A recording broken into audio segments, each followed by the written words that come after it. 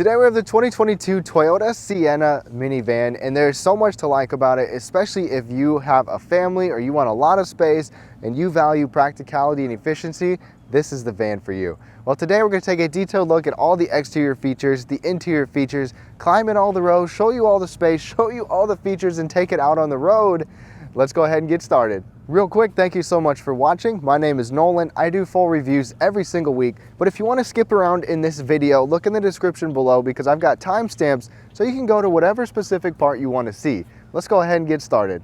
All right, y'all, let's go ahead and quickly run through the exterior features and details of this 2022 Sienna. This is the XSE trim, but let me go through the trims. You're gonna start with the base LE, XLE, Woodland Edition, which gives you a little bit higher ride height, this XSE, the Limited, and then the top end Platinum. I'm gonna talk about what's on each trim level though, so you get a good idea of what's on pretty much everything. Now, starting up front, the design is based off a Japanese bullet train, so that's kind of why it looks the way it does, and we'll talk about the design and the style a little bit more in a second. But Toyota really gave you some pretty unique characteristics here. First of all, we've got LED daytime running lights and LED headlights standard on every single model. You've got that little LED strip on the XSE and up. The Platinum gets a signature LED, but there's no adaptive lights. And the nice thing is that you actually get LED wide angle fog lights on the XLE and higher. Toyota gives you this massive grille, especially for a van. And the blue Toyota emblem means it's a hybrid. They're all hybrids, but the XSE gives you this special black mesh grille. Otherwise, it'll be kind of a different, darker gray color. You can also see that Toyota gives you an LED signal in there as well, which is nice to see, full LED. But these headlights at night do an okay job. I haven't been able to really test them out a ton, but the fog lights are really nice and wide. Now, the paint color on this one is called Blueprint. It's Toyota's signature blue paint. It's very sleek with this van with the different dark accents, because we've got these darker 20-inch wheels, dark mirrors, the dark accents up front as well.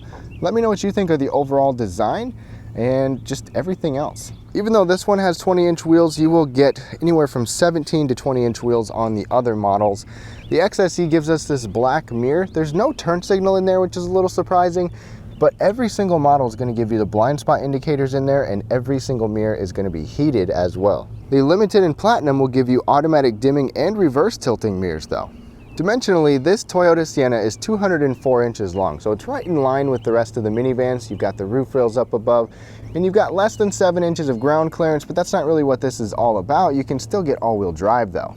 Another characteristic of upper trim levels is the little lower rocker panels at the bottom. Those are on the XSE and higher trim levels. Then, like I said, you've got the roof rails up there, which is always good to haul some extra stuff. In the back, you even get LED taillights, standard, except the turn signal. That turn signal is not going to be LED, but you do have these unique LED light bars back here. The XSE even gives you this little black mesh at the bottom. The XSE also gives you a sport tune suspension, which I don't like, and I'll talk about that later. Now, getting to the cargo area, one of the best and most fun features of a minivan is all the space inside, and accessibility is excellent. The base model is just going to give you a regular manual lift gate. Power lift gate's going to be standard on everything up from there, and it's also available on everything but the base model to get this hands-free activated lift gate. So hands-free activated up and hands-free activated down. So that's really nice. Before I show you all the space back here, let me show you the easy folding function. It's just a one motion. So there's one handle here, you just pull that, whoop, and then down. You can do it all with one hand, nice and easy. To get it back up, lift it up, boom it into place, pull that strap, and then you're good to go. And you can adjust it like this, but it's really, really easy and quick. Now, taking a deeper dive at the area behind the third row, you're going to get about 33 cubic feet back here, which is excellent space. I mean, there's so much depth down here that it's just fantastic. And you've got a 60-40 fold. You've got a little area over here. You've got a spot right there to tie something down, like a little cargo net or something like that. In the back of each seat has hooks. Look at those. There's hooks all over the place. Those are perfect for slinging grocery bags on. And depth right here, I was able to throw my jogging stroller back here and throw some groceries on top with no effect on the third row at all. The other bonus is you can get optional a 3-prong outlet, 120 volt 3-prong outlet here in the back seat. And then as you saw, slinging these down, pull it back, let it fall down, and boom. And it really just kind of sits there. It just, you know, like if you go over some bumps or something like that, you can hear this kind of rattle a little bit. So that's kind of a bummer, but otherwise it opens this space up quite a bit. Now with that other one folded, you can see there's some imperfections here as far as, you know, it's not super flat like stow and go type van. You do have a drop down and then a bump, and then it's kind of like a downhill ramp right there. And you have those anchors for the seats. So, I mean, it's not ideal, it's not perfect, but you still get a lot of available space behind here. But there's one caveat. These seats are not removable and they do not fold down either. So you can move them forward. So watch, you can pull this lever to move things forward like that. So that opens up a lot of space as far as behind this seat. But the seat, it's not easily removable. It can be removed, but it's not designed to be removed by Toyota intentionally. So that's kind of a negative. But once you do that, you get 100 cubic feet, a little over 100 cubic feet.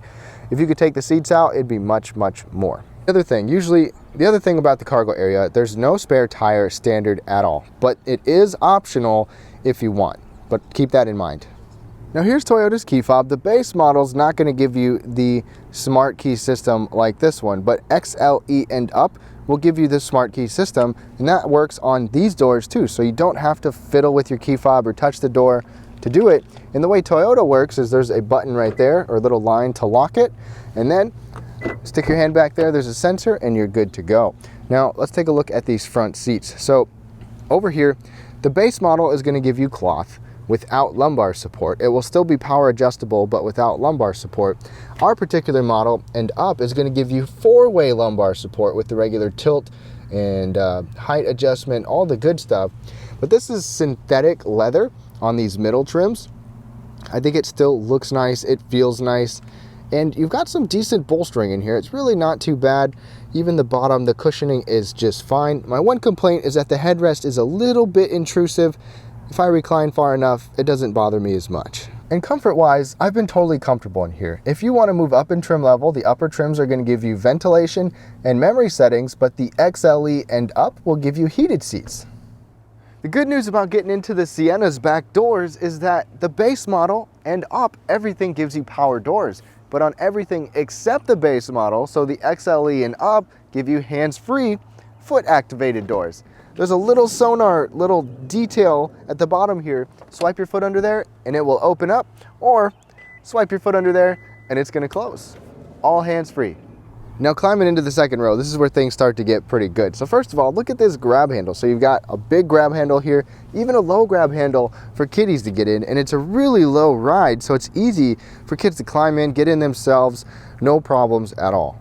Now back here, we've got a lot going on. So first of all, you've got a couple of USB charging ports, regular and type C, so that's always good. Down here, we have the optional 3-prong outlet, just like the cargo area, an HDMI plug because we have the entertainment system. There's a remote and a couple of cup holders. So for the entertainment system, this is optional. As you can see, you also have Wi-Fi. This comes with, comes with 2 wireless headphones as well. And it's HD, so I mean, it's pretty crystal clear. It looks pretty good, drops down so second and third row passengers can see it.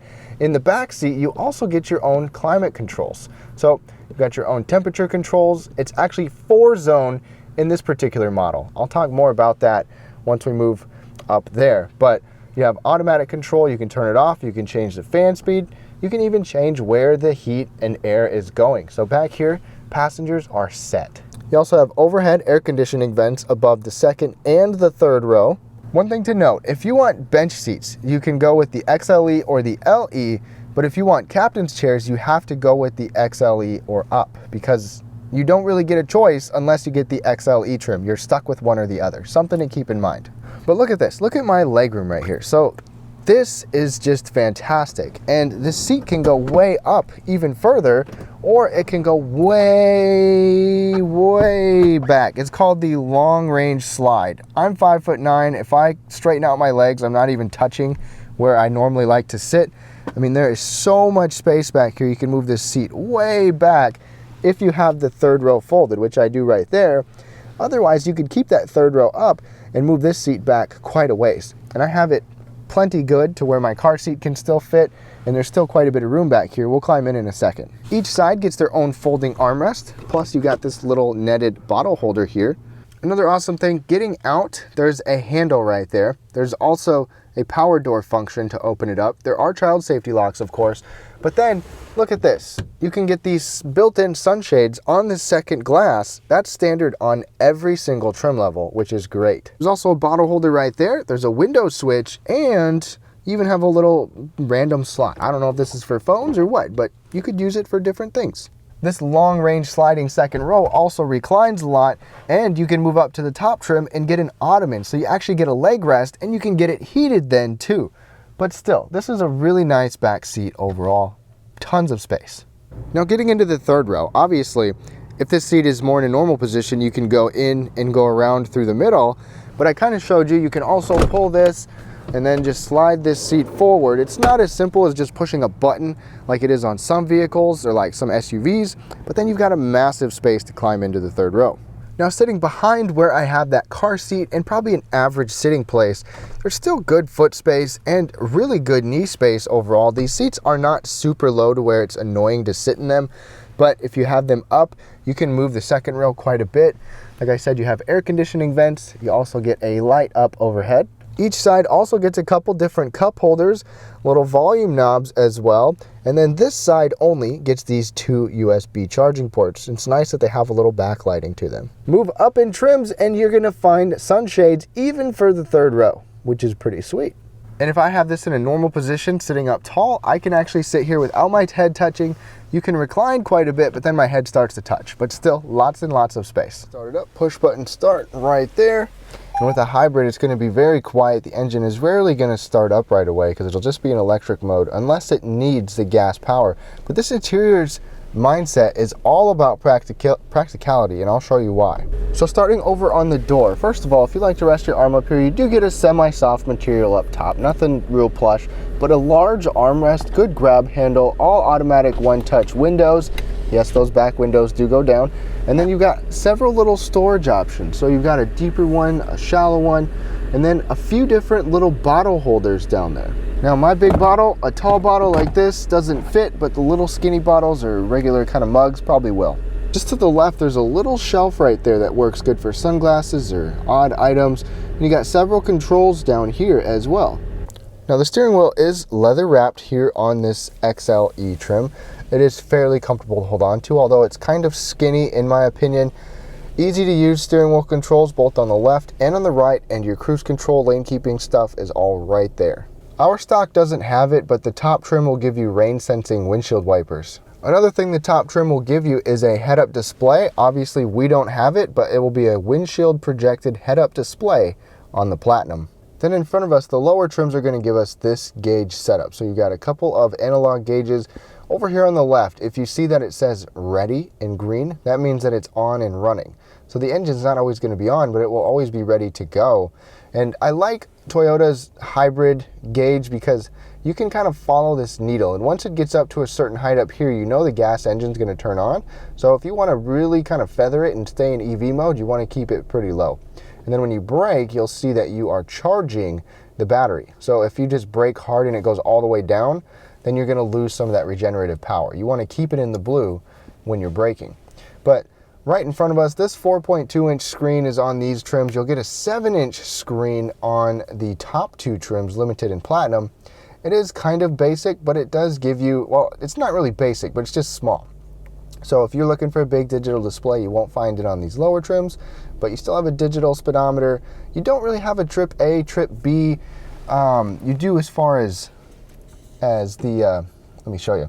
So you can see at the bottom, you do as far as the calculations, but with the miles per gallon, it doesn't necessarily correlate with that. So I wish we had a little bit more to see that, but you can still see a fair amount of information.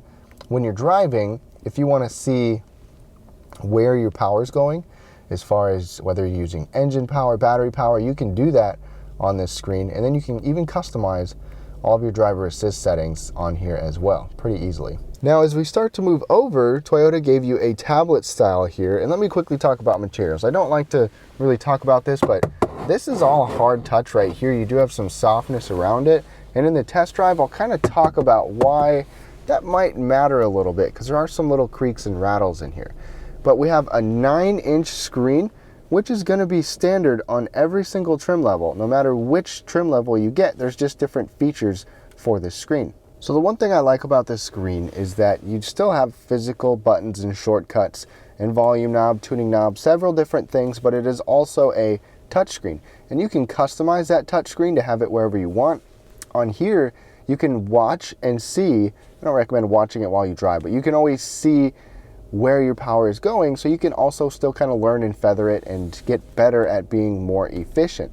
Now, we do have some branding over here. You got Sirius XM, HD radio, and the JBL audio system. So the JBL audio is standard on this one, which is a 12-speaker system, and it does sound pretty good for a minivan. Navigation is optional here, just like the JBL sound system. I still prefer to use my phone over everything else. To get to your phone, you press the phone button over there for Apple CarPlay and Android Auto. As of right now, you do have to be plugged in. There's no wireless Apple CarPlay or Android Auto, which is a bummer, but I can forgive them because this isn't brand new for 2022.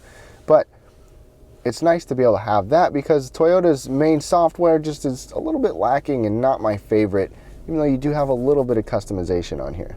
Now, in a big vehicle like this, let's look at the backup camera.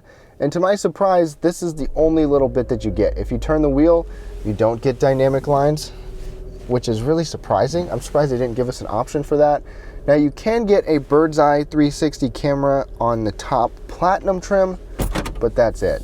One bonus though is even though you don't have the 360 camera on this trim, every trim but the base model is going to give you front and rear parking sensors. So it'll at least let you beep before you're going to run into something. And then the rest of this interior is what I start to really like. So we have dual zone climate control up here. That is going to be standard.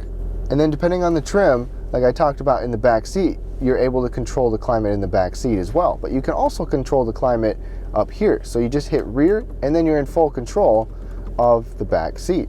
Or you can go back, control your own, have different temperatures for you and your passenger, sync everything up together, make it automatic, turn it off, whatever you need to do, you can do it up here. Then you've got your ventilated or your heated seat buttons up here, or ventilated seats if you have the van equipped with those. But then down from there, one thing that my wife really likes is having this shelf, kind of carried over from the Highlander and RAV4.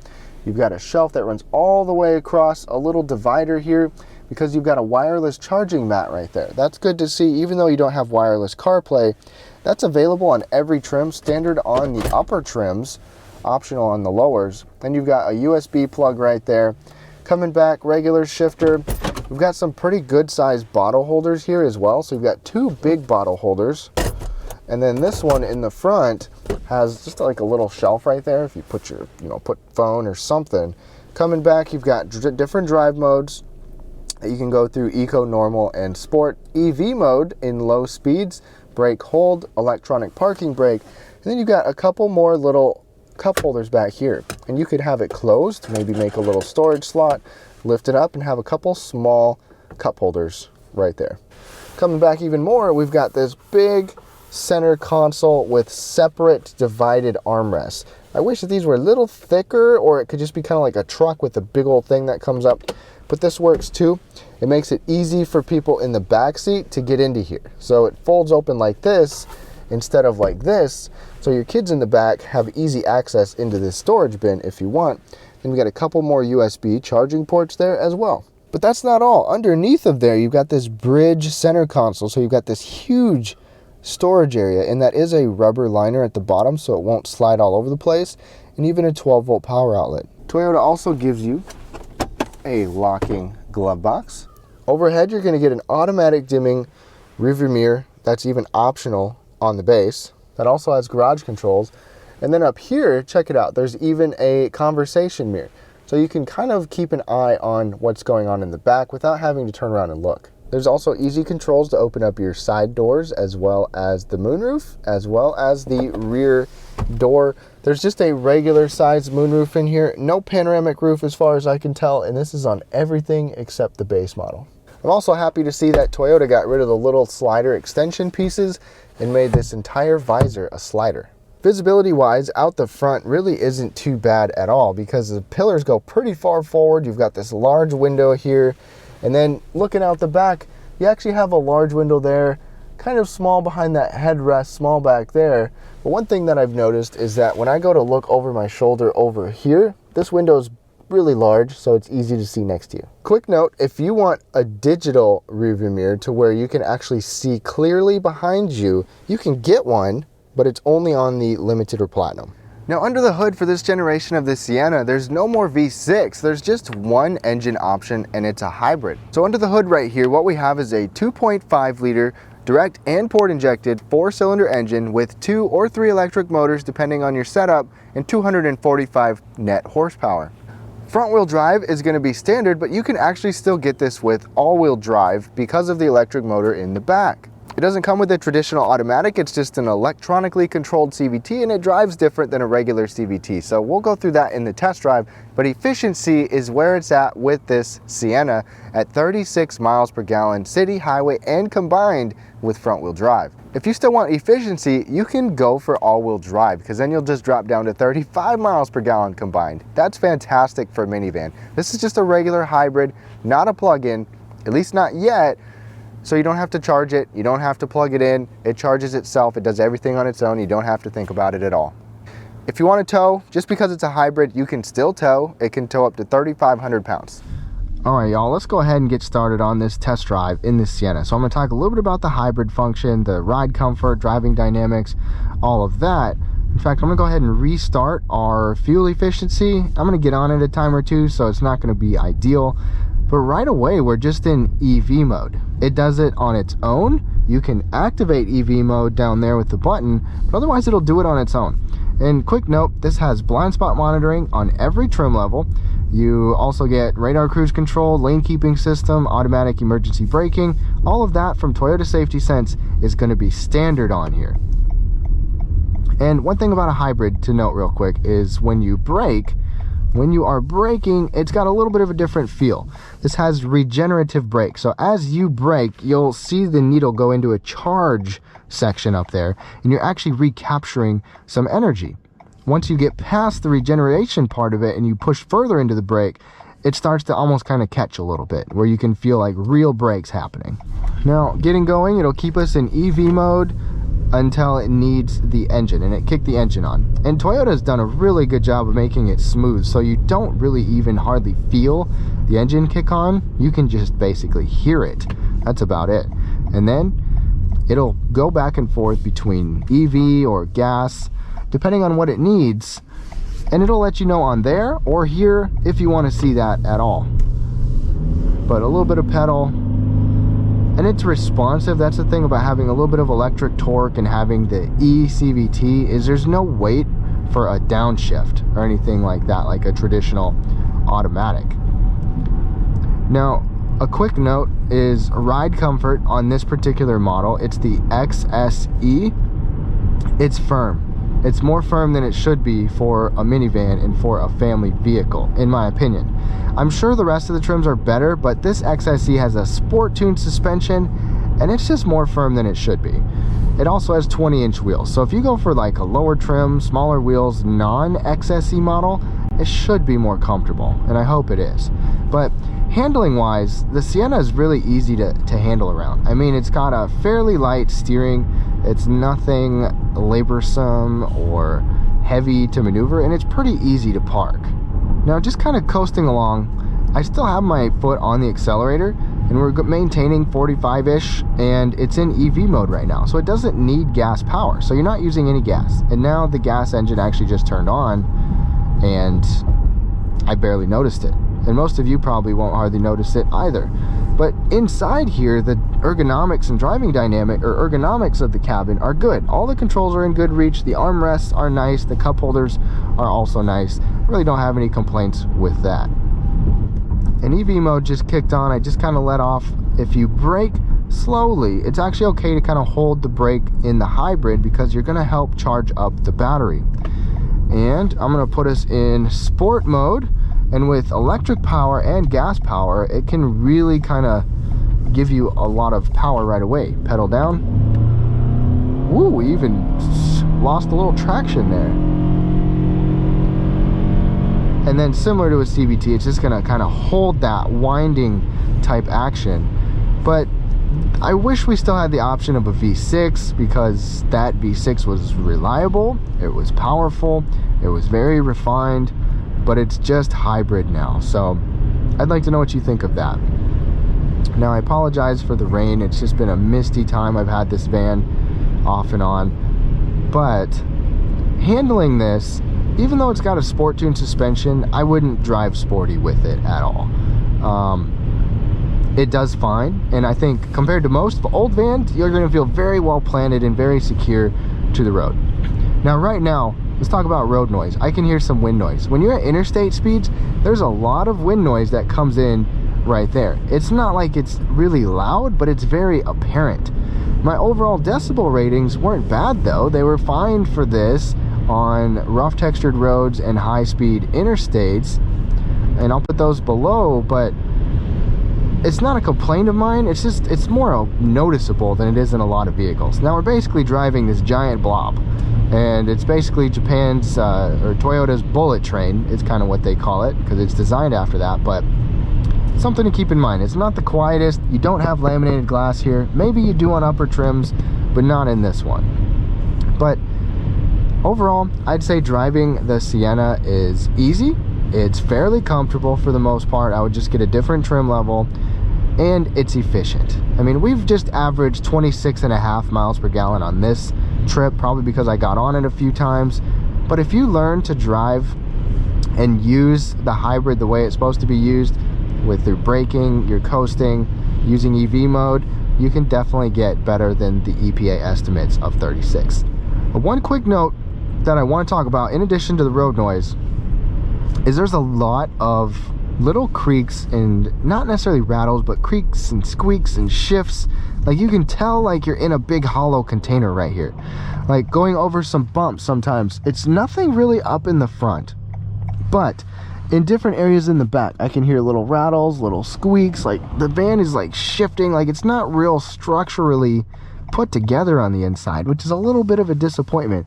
I don't know if it's just mine because it's a press tester.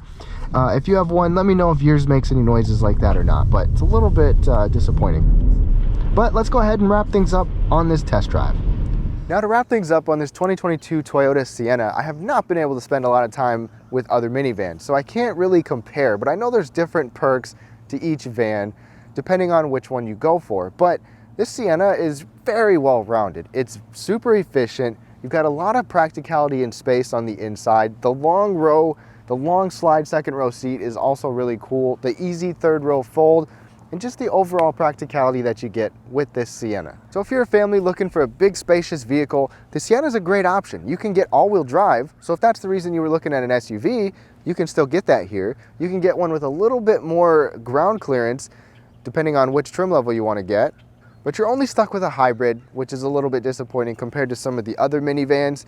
At least it's very efficient, but like I said, super spacious, super practical. Let me know what you think down below. Hope you enjoyed this video. Subscribe if you want to see more videos like it, and a thumbs up is super helpful if it was helpful for you. Thank you so much for watching, and have a great day.